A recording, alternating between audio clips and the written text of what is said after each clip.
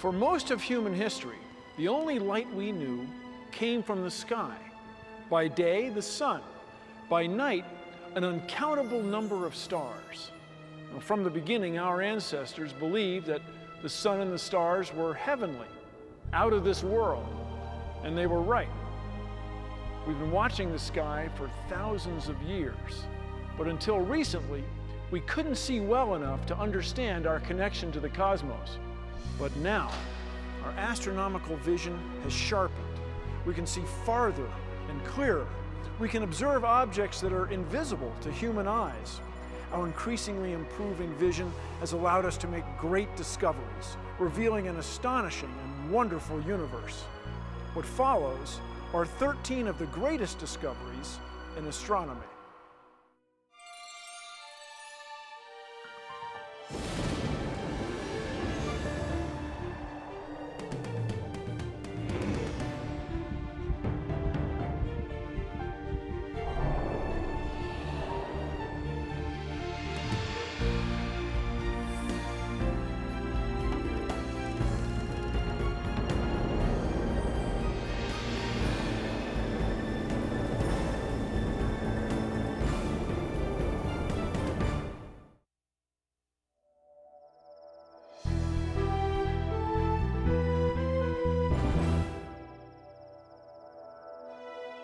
Our first great discovery happened over centuries, as the first humans looked carefully at the sky in places like this, the empty, cloudless deserts of the American Southwest, the Middle East, Africa, and South America.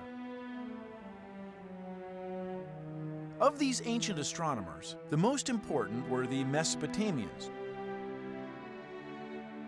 They considered the objects in the sky gods, and built giant towers so they could record the rising and setting of the sun, the moon, and the stars.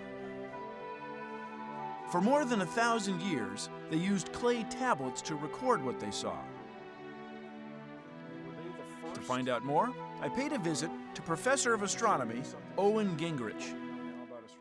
Here, for example, is one of these clay tablets. Have a read. Yeah, these people wrote small. Yes. I was perfectly amazed when somebody came into my office and picked it up and actually started reading it. So what language is this? I think this is in Babylonian. Hundreds of these tablets were unburied. Among these hundreds of tablets is a tablet called the Venus tablet of Amazadaga. And this tablet contains the motion of the planet Venus. That's the earliest record we have of a planet moving. After the Mesopotamians made the first records, it was the Greeks who took the next step. Some of the Greek astronomers made a field trip out to Mesopotamia to find out what had been going on there, and they seem to have brought back some systematic records, so that ultimately it gave the basis for making a mathematical theory of the motion of the planets. From their observations, the Greeks developed a vision of the solar system that would stand for some 2,000 years. That the planets move, revolving around the Earth.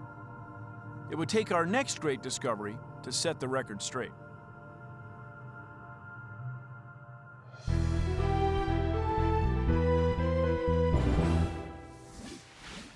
The year is 1543. A 70-year-old man is dying. His name? Nicholas Copernicus. A doctor and lawyer by trade, but for nearly 40 years, he was also an amateur astronomer. A pursuit that had led him to challenge one of the most fundamental and sacred beliefs of his time.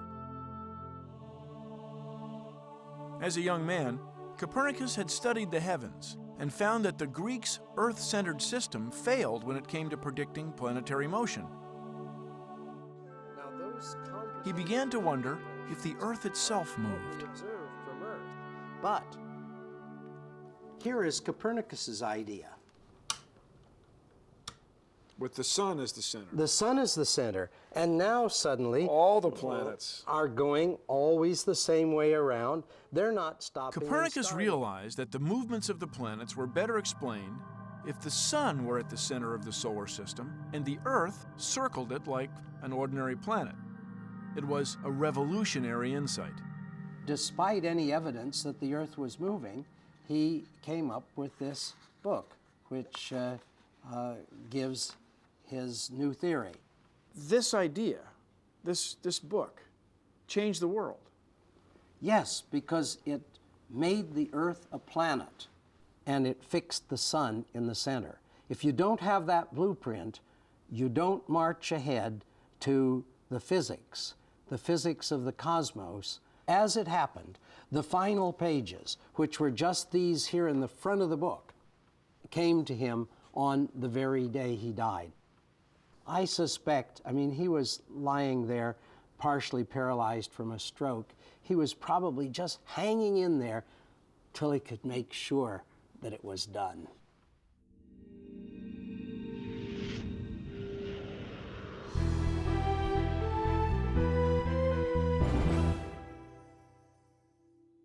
Everyone, from the Greeks to Copernicus, assumed the orbits of the planets had to be circular. But in 1571, German mathematician Johannes Kepler shattered that assumption with our next great discovery. Lacking calculus, Kepler improvised ways to compute the circular orbit of Mars. The work was tedious. Kepler wrote that he was almost driven to madness considering and calculating the matter. His calculations began to reveal that the accepted notion of planets moving in circles simply did not work. Then a new idea came to him. Kepler realized somehow the sun had to be driving the planets in some way that he didn't fully understand. And to get a self-consistent picture, he found that an ellipse was the path rather than a circle. With this breakthrough, Kepler had devised the first method for accurately predicting the movement of the planets and stars across the sky. When his tables predicted the planet Mercury to pass across the front of the sun, and nobody else's tables were close, that was dramatic proof of the accuracy of his astronomy. It linked the motions of the planets solidly to the sun. This was a very important point to help stress the idea that the Copernican sun-centered system really had physical significance.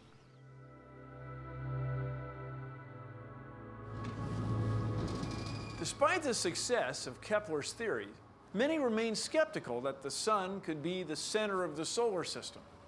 But the final nail in that coffin was about to be driven home by a man who, like Kepler, preferred to use observational evidence to form his theories.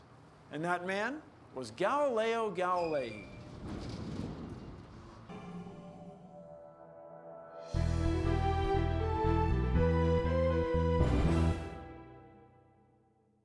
Meet Galileo Galilei, a man determined to pursue truth no matter where it led. And in the case of our next great discovery, his determination led him to revolutionize our knowledge of the solar system. The year is 1609, and Galileo is fascinated with a new invention called a telescope. Essentially, it was a toy out of a carnival. When Galileo heard about it, he went to work making one. He perfected it and essentially converted a toy into a scientific instrument. Galileo turned his telescope skyward and was the first to see the mountains on the moon and the star clusters of the Milky Way. Then an extraordinary sight. A group of 4 small bright stars arranged around the planet Jupiter. We have the manuscript of his first week of observations. And it's wonderful because you see him gradually coming to the conclusion that these little stars are carried along with Jupiter. This was the moment of discovery. Galileo realized that the stars were actually 4 moons orbiting Jupiter. He had the insight that these moving dots were orbiting a planet. I sometimes say he invented the satellites. And you say, wait a minute, they were there, how could he have invented them? He invented the idea that they were going around the planet.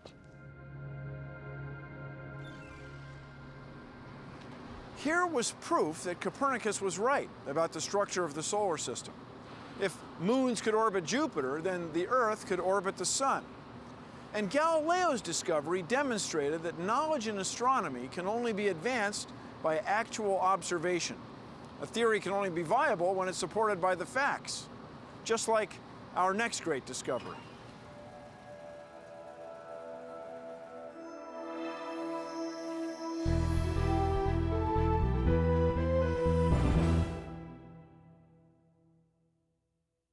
For centuries, comets had been considered harbingers of evil. By the end of the Middle Ages, a comet's appearance invoked fear and terror. But Renaissance scientist Edmund Halley, like Galileo, was interested in facts, not superstition. In 1695, he began searching for records of ancient and recent comet sightings. He found 24 comets whose passage across the sky had been recorded with enough detail to allow him to roughly plot their orbits. To his surprise, he found that 3 of the comets seemed to follow the same approximate orbit, circling the Sun every 76 years. On that basis, he figured, okay, this is a comet that's going to be back in another 76 years. He figured out that the 3 comets were actually the same comet. The same comet. Halley was so certain of the comet's orbit that he made a bold prediction. He said the comet would return in the year 1758. And guess what? It was. The comet came back. Unfortunately, Halley was no longer alive to savor his discovery. Since then, Halley's Comet, as it's known, has been greeted 3 more times by excited skywatchers across the globe. No longer a harbinger of evil, Halley's Comet became a milestone discovery in the history of astronomy, replacing a superstitious belief with a rational scientific understanding of the physical universe.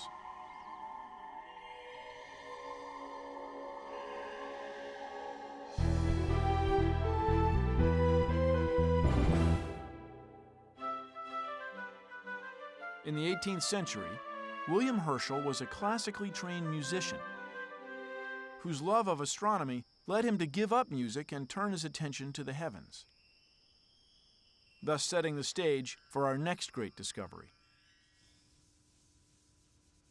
When he discovered the price of a refracting telescope, which was beyond his means, he decided to make his own, and he became the most fabulous and successful telescope builder of that period.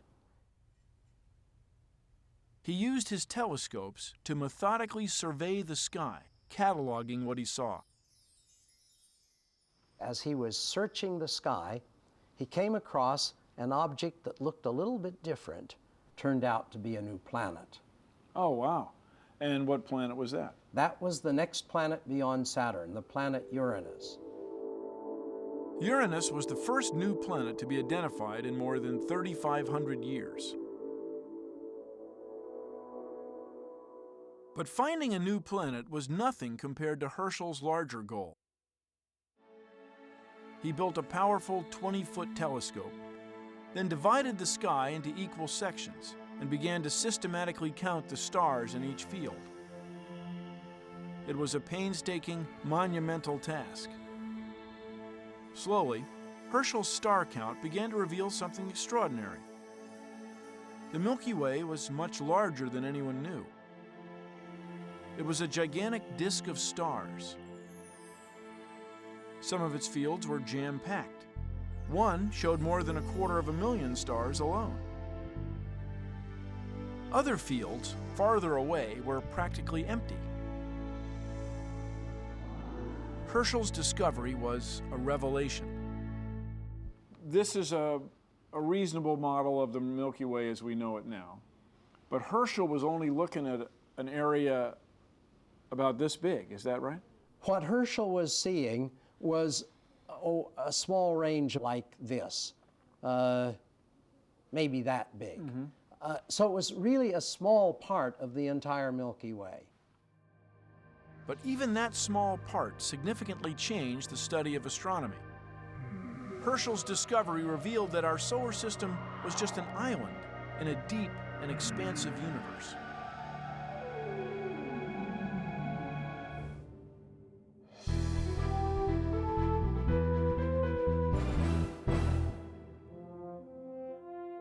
Thanks to the musings of an obscure clerk working in the Swiss patent office, our next great discovery revealed that the universe is a strange, mysterious place. That clerk was Albert Einstein. In the early 1900s, he was puzzled, along with the rest of the scientific community, by the orbit of the planet Mercury. Despite the ability of Newton's laws of gravity to precisely predict the motion of the planets, the laws failed when it came to correctly predicting Mercury's orbit.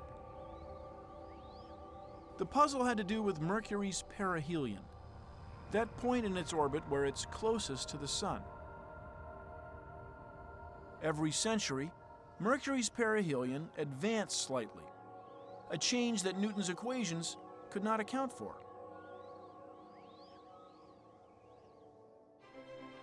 In a bold and startling move, young Einstein proposed his own theory to explain the puzzle of Mercury's orbit, and in the process, developed a theory that refined Newton's laws of gravity.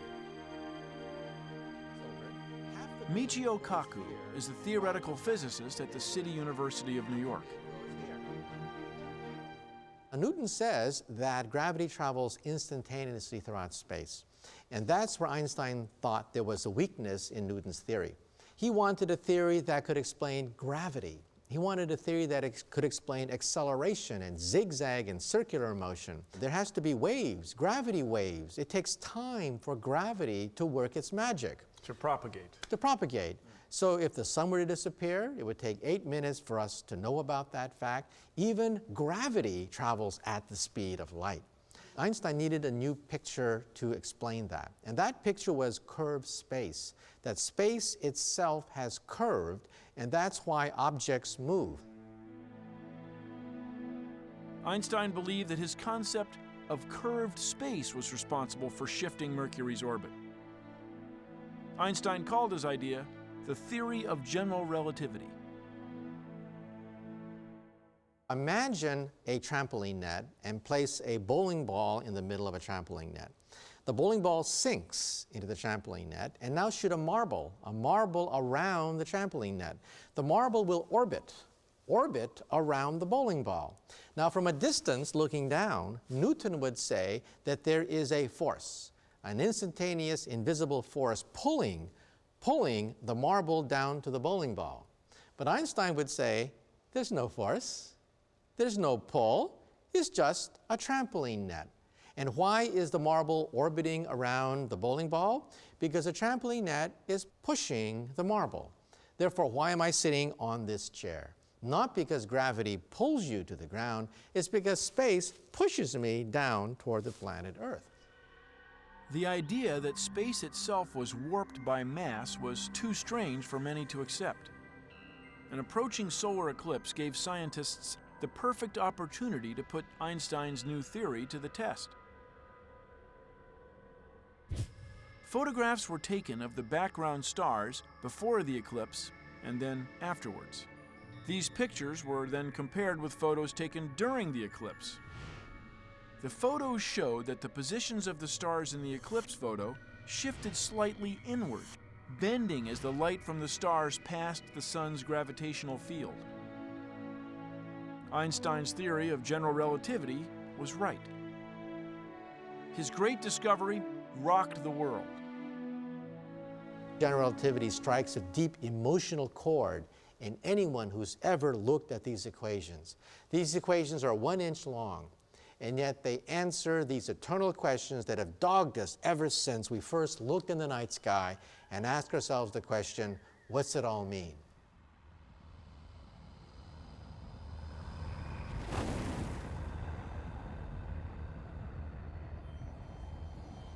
General relativity had shown that space was weirder than anyone could imagine.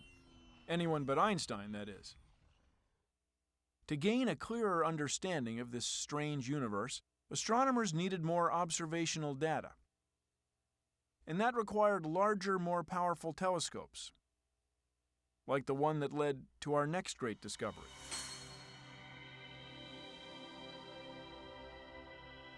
When the Herschels had finished their survey of the heavens in the 1830s, they had cataloged thousands of these beautiful but hazy objects, then called white nebulae. At the time, no one knew whether they were part of our galaxy or distant island universes like the Milky Way.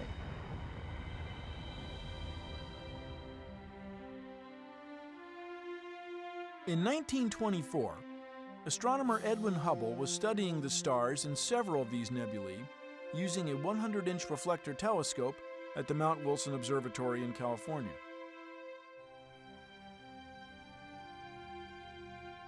The telescope enabled Hubble to estimate that the galaxies were routinely many hundreds of thousands, even millions of light years away. Here were objects as huge and as populated with stars as our very own Milky Way galaxy, which is why we today call white nebulae galaxies. The more Hubble studied these galaxies, the more he became intrigued. At the time, scientists knew that a beam of light from a star appears as a different color on the spectrum. The color changed according to the motion of the star. A shift toward the blue end of the spectrum meant the star was moving closer to Earth. A red shift meant it was moving away. The amount of the color shift also revealed the speed of that movement. Hubble found that when he measured the distance of a galaxy, its spectrum almost always was shifting to the red. And something else. The farther the distance, the greater the red shift. In other words, the universe was expanding. It was an astonishing discovery with profound implications. Measuring backwards from the expansion, scientists found that the universe appeared to have a cataclysmic beginning, what one astronomer labeled the Big Bang.